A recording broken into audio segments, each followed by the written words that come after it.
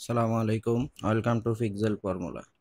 শুরু করতে যাচ্ছি মাইক্রোসফট এক্সেলের বেসিক টু অ্যাডভান্স টিউটোরিয়াল। তো আমরা প্রথমে শুরু করব মাইক্রোসফট এক্সেলের ইন্টারফেস পরিচিতি দিয়ে। প্রথমে এখানে উপরের দিকে এই অংশে আপনারা দেখতে পাচ্ছেন, এটি হচ্ছে টাইটেল বার, অর্থাৎ আপনার এক্সেল ফাইলটির যে টাইটেল থাকবে সেটি এখানে শো করবে।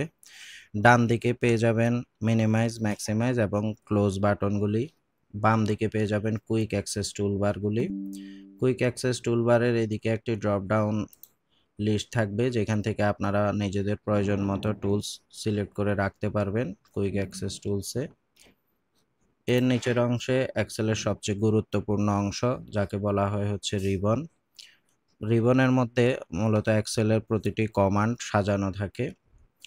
এই রিবনকে কয়েকটি ট্যাবের মাধ্যমে ভাগ করা হয়েছে, যেমন হোম, ইনসার্ট, পেজ লেআউট। প্রতিটি ট্যাবে তার সাথে রিলেটেড টুলসগুলো সাজানো থাকে।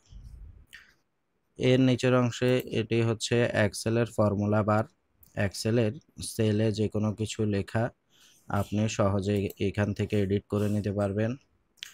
এরপরে হচ্ছে এক্সেলের মূল ইন্টারফেস। এক্সেল ইন্টারফেসে রয়েছে অসংখ্য সেল, যেগুলি কলাম এবং রো এর সমন্বয়ে গঠিত হয়। কলামগুলোকে নামকরণ করা হয়েছে এ বি সি ডি দ্বারা এবং রোগুলোকে নামকরণ করা হয়েছে 1 2 3 4 দ্বারা। কলাম এবং রো এর সমন্বয়ে সেলগুলোকে রেফারেন্স নাম্বার দেওয়া হয়, যেমন এই মুহূর্তে আমি সিলেক্ট করে আছি B3 সেল। তো এইভাবে সেল রেফারেন্সের মাধ্যমে মূলত এক্সেলের প্রতিটি ফাংশন কাজ করে। নিচের দিকে এখানে আছে শিট ট্যাব। এই শিট ট্যাব আপনি এখানে প্লাস বাটনের মাধ্যমে নতুন নতুন শিট ক্রিয়েট করে নিতে পারবেন এবং রাইট বাটন ক্লিক করে এই শিট ট্যাবের অপশন থেকে আপনি এটাকে রিনেম করতে পারবেন, হাইড করতে পারবেন, শিটের কালার চেঞ্জ করে নিতে পারবেন আপনার প্রয়োজন অনুযায়ী। আমাদের একটি কমপ্লিট এক্সেল ফাইলকে বলা হয় ওয়ার্কবুক। তো একটি ওয়ার্কবুকের মধ্যে একের অধিক ওয়ার্কশিট থাকতে পারে।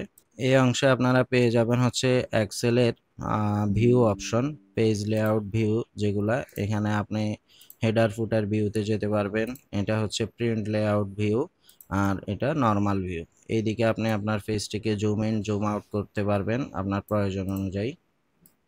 এইদিকে আপনি পেয়ে যাবেন হরিজন্টাল স্ক্রোল বার, এটা ভার্টিক্যাল স্ক্রোল বার। তো আজকে যেহেতু প্রথম ক্লাস, আমি কোনো ধরনের ফর্মুলাতে আজকে যাচ্ছি না, কারণ আমরা আগে বেসিক থেকে শুরু করব। আজকে আমি শুরু করব একটা ইনভয়েস দিয়ে। আমাদের কাজের সুবিধার্থে আমি এখানে একটা ইনভয়েসের স্যাম্পল রেখেছি। এই ইনভয়েসটি আমরা এক্সেলে কিভাবে তৈরি করব চলুন দেখা যাক।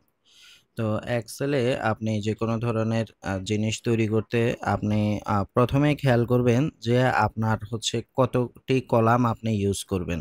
ঠিক সেই কয়টি কলাম নিয়ে আমরা কাজ শুরু করব।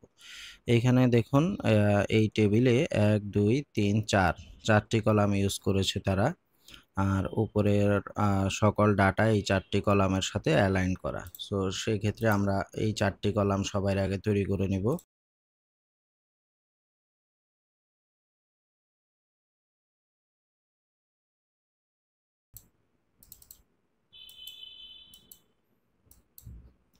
তো এইভাবে আপনারা দেখলেন আমি কলামগুলোকে কিভাবে বড় ছোট করেছি। প্রয়োজন অনুযায়ী সেলগুলোকে আমরা এভাবে সিলেক্ট করে নিব এবং এইখানে এক্সেলে হোম ট্যাবে, যেখানে আপনার এখানে বর্ডার আছে, এটা ড্রপ ডাউন লিস্টে যখন ক্লিক করবেন, এখানে আপনি কোন বর্ডার আপনার প্রয়োজন, বিভিন্ন প্রিডিফাইন্ড বর্ডার স্টাইল দেওয়া আছে, আপনি সেখান থেকে সিলেক্ট করে নেবেন। আমরা যেহেতু অল বর্ডার আমরা ইউজ করব, তো আমরা এখানে অল বর্ডার স্টাইলটি সিলেক্ট করব। অটোমেটিক্যালি আপনার এখানে টেবিলটি তৈরি হয়ে গেছে। সো এইখানে এইভাবে হচ্ছে আপনি আবার বর্ডার লাইন তুলে দিতে হলে আবার ড্রপ ডাউন থেকে নো বর্ডার দিয়ে দিলেন, অথবা আপনি শুধু সিঙ্গেল আন্ডারলাইন করবেন, অ্যান্ড বটম বর্ডার দিয়ে দিলে আন্ডারলাইন হয়ে যাবে। সো এইভাবেই আপনি মূলত বর্ডার থেকে দিতে পারবেন এবং এই বর্ডার আপনি ম্যানুয়ালিও ড্র করতে পারবেন। আর আপনি এখানে মোর বর্ডার অপশনে যখন যাবেন, তখন এক্সেলের আরও অ্যাডভান্স হয়তো বর্ডারের উইন্ডো ওপেন হবে, সেই ক্ষেত্রে আপনি এইখানে আপনার সিলেক্ট করে দিতে পারবেন আপনি কোন বর্ডারগুলো চাচ্ছেন। ঠিক সেইভাবে বর্ডার নেবে। খেয়াল করুন মাঝখানের রো বর্ডারগুলো নেয়নি, শুধু কলামের বর্ডারগুলোই সে নিয়েছে, কারণ আমি সিলেকশনটা ওইভাবেই করেছি। এইখানে যদি মাঝখানেরটা সিলেক্ট করে দেন সেক্ষেত্রে রো বর্ডারগুলো নেবে। আপনি যদি কোনো বর্ডারের লাইন কালার চেঞ্জ করতে চান আপনি এইখান থেকে কালার অপশন সিলেক্ট করে নেবেন। এরপর যেই লাইনের কালার চেঞ্জ করবেন সেগুলোতে ক্লিক করে দিলে আপনার কালার চেঞ্জ হয়ে যাবে। তো আমরা শিখলাম কিভাবে বর্ডার ইউজ করতে হবে। এখন আমরা পরবর্তী অংশে যাই। আমাদের টেবিল তৈরি হয়ে গিয়েছে। এখন খেয়াল করুন টেবিল এখানে বাম দিকে টেবিলের যে হেডারগুলো আছে সেটি বামে অ্যালাইন করা, যার জন্য জিনিসটা দেখতে ভাল লাগছে না। তো এখন আমরা অ্যালাইনমেন্টটা শিখব কিভাবে এটাকে আমরা মিডলে নিয়ে আসব। তো এই অংশে হোমের এই অংশে থাকে হচ্ছে অ্যালাইনমেন্ট অপশন, টেক্সট অ্যালাইনমেন্ট। এখানে এটা হচ্ছে খেয়াল করুন অ্যালাইন লেফট, অ্যালাইন রাইট, আর এটা হচ্ছে সেন্টার অ্যালাইন। সো আমি যখন সেন্টার অ্যালাইনে ক্লিক করব সব সেন্ট্রালি অ্যালাইন হয়ে গেল। এটা হচ্ছে ভার্টিক্যাল অ্যালাইনমেন্ট। উপরের দিকে আছে হচ্ছে হরিজন্টাল অ্যালাইনমেন্ট। আপনি এইটার এই লেখাটাকে সাপোজ আমার এই রটা আমরা একটু চওড়া করে নিয়েছি, এখন এই লেখাটা রোয়ের সেলের বটমে আছে, এটাকে আমি টপে নিতে চাচ্ছি, তাহলে টপ অ্যালাইন দিলে এটি ভার্টিক্যালি টপে চলে যাবে। এটিকে যদি আমি মিডল অ্যালাইন দিই এটি মিডলে থাকবে। সো এইখান থেকে আপনি মূলত অ্যালাইনমেন্ট ঠিক করতে পারবেন এবং এইটাকে বলা হচ্ছে টেক্সট ডিরেকশন বা অরিয়েন্টেশন। এখানে আপনি আপনার টেক্সটটিকে চাইলে এভাবে ইউজ করতে পারেন বা আপনি অ্যাঙ্গেল ভিউতে ইউজ করতে পারেন। এখান থেকে আপনারা মূলত টেক্সটগুলোকে আপনার অরিয়েন্টেশন চেঞ্জ করে নিতে হবে। তো আমরা নর্মাল অরিয়েন্টেশনেই রাখছি। এইদিকে আপনার আছে হচ্ছে লেখাটিকে আপনি বোল্ড করবেন, ইটালিক, আন্ডারলাইনড, আপনার প্রয়োজন অনুযায়ী যে স্টাইল সিলেক্ট করতে চান। ফন্টের কালার চেঞ্জ করতে হলে এখান থেকে চেঞ্জ করে নিতে পারবেন ফন্ট কালার। তো আসলে ব্যাপারটা সহজ, আপনারা একটু চেষ্টা করলে এইগুলা নিজে নিজেই ট্রাই করলে শিখে যাবেন। তারপরেও যেহেতু আমি বেসিক ক্লাস সব কিছুই দেখিয়ে দিচ্ছি, এখান থেকে আপনি সেল কালার সিলেক্ট করে নিতে পারবেন। ওকে, এরপর আমরা চলে যাব হচ্ছে মূল অংশ ইনভয়েসের হেডিংটা আমরা এখানে দিয়ে দিব। তো আমরা ইনভয়েস হেডিংটা এখানে দিয়ে দিয়েছি। তো এইটা আমরা প্রথম সেলে লিখেছি, বাট আমরা চাচ্ছি এটা মিডল অ্যালাইনমেন্টে থাকবে।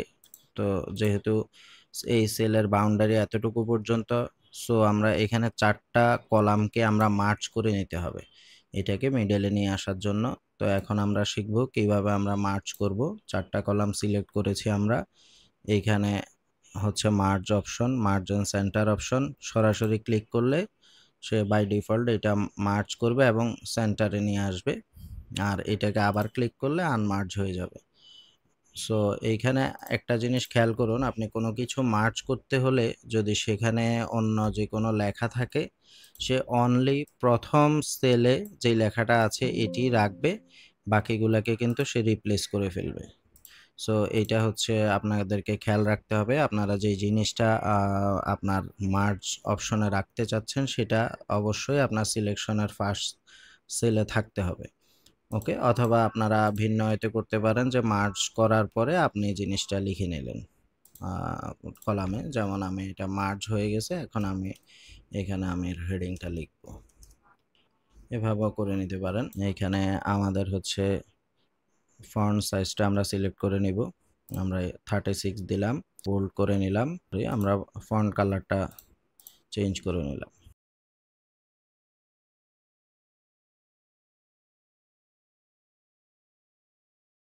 খেয়াল করুন আমার কাস্টমার আইডিটা এখানে সি, আমি ছোট হাতে লিখেছি। এখন এটি এডিট করার জন্য দুটি অপশন, আপনি এখানে ডাবল ক্লিক করেও করে নিতে পারেন, অথবা আপনি এখানে এটা সিলেক্ট করে ফর্মুলা বার থেকে আপনি করে নিতে পারেন, যার জন্য যেটা ইজিয়ার। এটা আসলে আপনি কাজ করে করে যেভাবে অভ্যস্ত হবেন, যেভাবে আপনি ফাস্টার করতে পারবেন সেভাবে আপনি করবেন। ওকে, এরপরে আমরা এইদিকে চলে আসবো হচ্ছে আমরা এইদিকে যদি আমি চাই আমার কোম্পানির অ্যাড্রেস বা অন্য কিছু দিতে চাই সেটা আমরা দিতে পারি এইদিকে।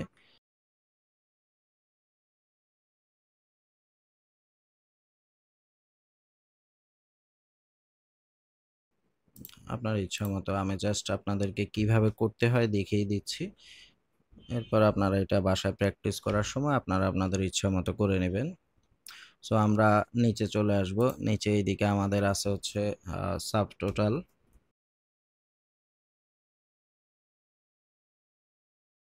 এখানে আমরা বর্ডার সিলেক্ট করে নেব। তো যেহেতু আমাদের উপরে এখানে আমাদের একটা সেল ফরম্যাট করা আছে, তো এইখানে আমরা বর্ডারটা আগের মতো আমরা এখান থেকে সিলেক্ট করব না। আমরা যেটা করব এটা হচ্ছে এইখানে, এটা খেয়াল করেন, এটা হচ্ছে ফরম্যাট পেইন্টার ব্রাশ।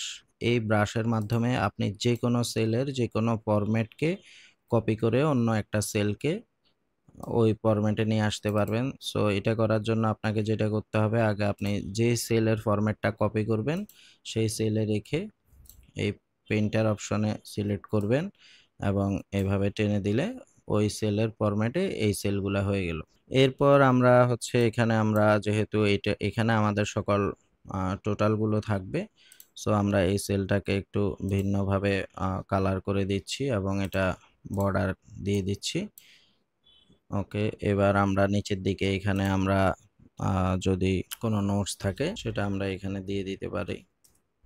এটা আপনারা ইচ্ছা মতো এখন আপনাদের ইচ্ছা মতো বসিয়ে নিতে পারেন। সেন্টারে দিতে হলে সেন্টার অ্যালাইন করে নিতে হবে। ওকে, এখন একটা জিনিস আমরা এখানে শিখব, যেটা হচ্ছে আমি যখন এটা স্ক্রোল করছি আমার এখান থেকে হেডিংগুলো হারিয়ে যাচ্ছে, যার কারণে আমার এখানে কাজ করাটা একটু কঠিন হয়ে যাচ্ছে।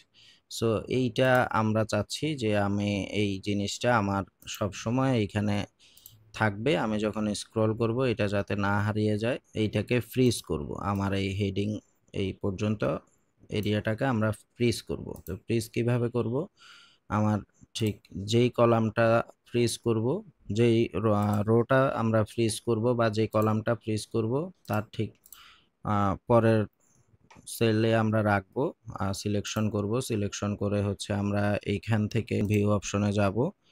এখানে ফ্রিজ প্যান, এই প্যানের মধ্যে এখানে তিনটি অপশন আছে। ফ্রিজ টপ রো, এটা যদি দেই শুধুমাত্র টপ রোটি ফ্রিজ হবে। ফার্স্ট কলাম ফ্রিজ হবে। আর এইটা হচ্ছে আপনি যেটা সিলেকশন করার মাধ্যমে যেটা ফ্রিজ করবেন সেটি ফ্রিজ হবে। সো আমরা প্রথম অপশনটাতেই দিব ফ্রিজ প্যান।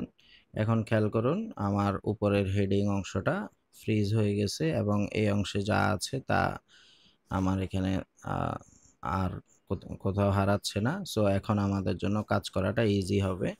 তো এইখানে আমরা এক্সেলের বেসিক কিছু ক্যালকুলেশন দেখার জন্য আমরা ইনভয়েসে একটি ডামি ডাটা ইনসার্ট করছি। সাপোজ আমরা দুটোই ডেসক্রিপশন, আমরা মাউস কিনবো দুটি, এক একটি মাউসের ইউনিট প্রাইস 450। তো এইখানে টোটাল প্রাইজিং আপনারা কিভাবে নিয়ে আসবেন, এক্সেলের একদম very basic formula for calculation আমরা আজকে শিখব এই ইনভয়েসের মাধ্যমে। আপনাদের সুবিধার্থে আমি এক্সেলের চিহ্নগুলি আমি দেখিয়ে দেই, যেগুলি হচ্ছে এটি হচ্ছে আমাদের এক্সেলের জন্য প্লাস, মাইনাস, দেন আমরা হচ্ছে যদি কোনো কিছু গুণ করতে চাই সেক্ষেত্রে হচ্ছে এই চিহ্নটি ইউজ করতে হবে এবং কোনো কিছু ভাগ করতে চাইলে এই চিহ্নটি ইউজ করতে হবে। সো এটি হচ্ছে বেসিক এক্সেলের বেসিক যেই যোগ বিয়োগ গুণ ভাগের জন্য যেই চিহ্নগুলি আমরা ইউজ করব সেগুলি। তো আমরা এখানে শুরুতে আমরা যেহেতু এখানে গুণ করব, আমরা এখানে equal quantity into unit price. So এখানে আমাদের গুণ হয়ে গেল 450 করে দুটি মাউস 900 টাকা। এরপর আপনি এই সূত্রটি বা এই ফর্মুলাটি আপনি নিচের দিকে সবগুলো সেলে দিয়ে দিতে পারেন। এইভাবে আপনি সিলেক্ট করে এই এক্সেলের এই অংশটাকে বলা হয় হলো ফিল হ্যান্ডেল। এই ফিল হ্যান্ডেলে যখনই আপনি মাউস কার্সর রাখবেন এরকম ফিলের চিহ্ন চলে আসবে, আপনি সিলেক্ট করে এইদিকে নিচের দিকে টেনে দিলে প্রতিটি ঘরে আপনার সূত্রটি কপি হয়ে যাবে। এরপর আপনি এখানে শুধু লিখলেই ও অটোমেটিক্যালি নিয়ে নেবে।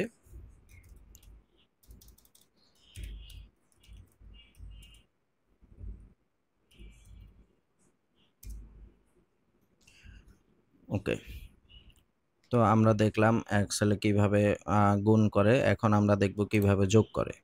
তো এক্সেলে আপনি যোগ করার জন্য পাশাপাশি সেলে বা একটি দুটি সেলে যখন যোগ করবেন তখন আপনি ম্যানুয়ালি এভাবে প্লাস দিয়ে দিয়ে আপনি যোগ করে নিতে পারেন, এইভাবে যোগ করে নিতে পারেন 1400। বাট যখন আপনি অনেকগুলো রো থাকবে আপনার, তখন তো আপনার পক্ষে অবশ্যই এভাবে প্লাস দিয়ে দিয়ে সারাদিন বসে বসে যোগ বসানো সম্ভব না। এই জন্য আপনাকে কি করতে হবে, অটো সাম করতে হবে।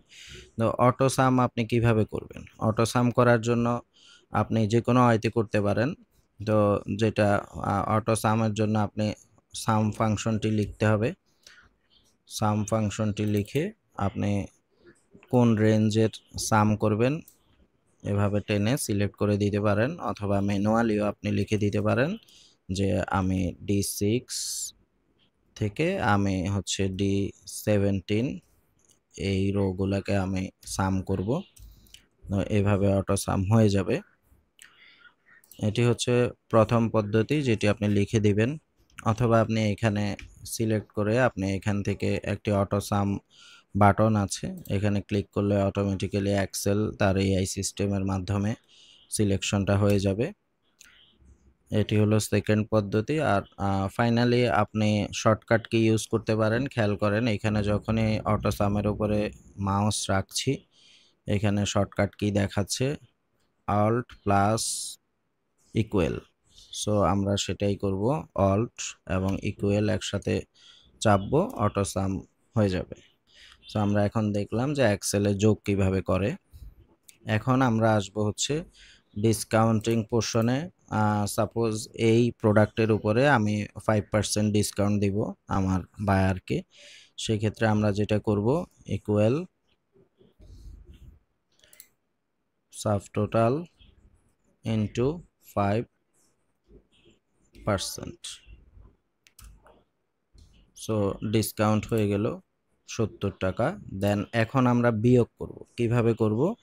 আমরা হচ্ছে উপরে sub total minus discount equals to, তো বিয়োগের ক্ষেত্রে অবশ্যই আপনি এটি ম্যানুয়ালি করতে হবে, কারণ আমরা যখন অঙ্কের খাতায়ও বিয়োগ করি আমরা জানি যে একের অধিক জিনিস একসাথে বিয়োগ করা যায় না, প্রতিটি থেকে ধারাবাহিকভাবে বিয়োগ করে আসতে হয়। এক্সেলও ঠিক সেই ফর্মুলাটাই কাজ করে। আপনি যখন যোগ করবেন আপনি অজস্র সেল একসাথে যোগ করে নিতে পারবেন, বাট যখনই বিয়োগ করবেন অবশ্যই এটি একটি সেল থেকে আরেকটি সেল আলাদাভাবেই বিয়োগ করে নিতে হবে। সো ভেরি বেসিক এক্সেলের। আশা করি আজকে মোটামুটি আমি এক্সেলের বেসিক নলেজটা আপনাদেরকে দিতে পেরেছি। সো আপনাদের জন্য হোমওয়ার্ক থাকবে, এরকম একটি ইনভয়েস আপনারা নিজেরা বাসায় তৈরি করার চেষ্টা করবেন এবং ক্যালকুলেশনগুলি করার চেষ্টা করবেন। এখানে ভাগ করার প্রয়োজন হয় নাই, তাই আমি দেখাইনি। সো আমি আলাদাভাবে এখানে ভাগের অপশনটিও দেখিয়ে দিচ্ছি যাতে আপনারা প্র্যাকটিসের জন্য সুবিধা হয়।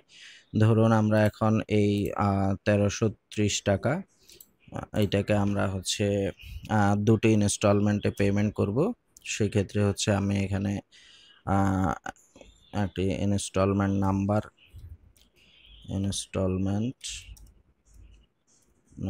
2, so per installment amount calculation করার জন্য আমরা ইকুয়াল 1330 ডিভাইডেড বাই 2।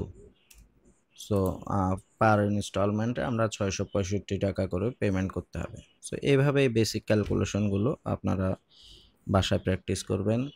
আর ভিডিওটি ভালো লাগলে অবশ্যই চ্যানেলটি সাবস্ক্রাইব করে রাখবেন পরবর্তী টিউটোরিয়ালটি দেখার জন্য। আমি চেষ্টা করব আপনাদেরকে এক্সেলের একদম অ্যাডভান্স লেভেল পর্যন্ত নিয়ে যেতে ধারাবাহিকভাবে। Thank you. আসসালামু আলাইকুম।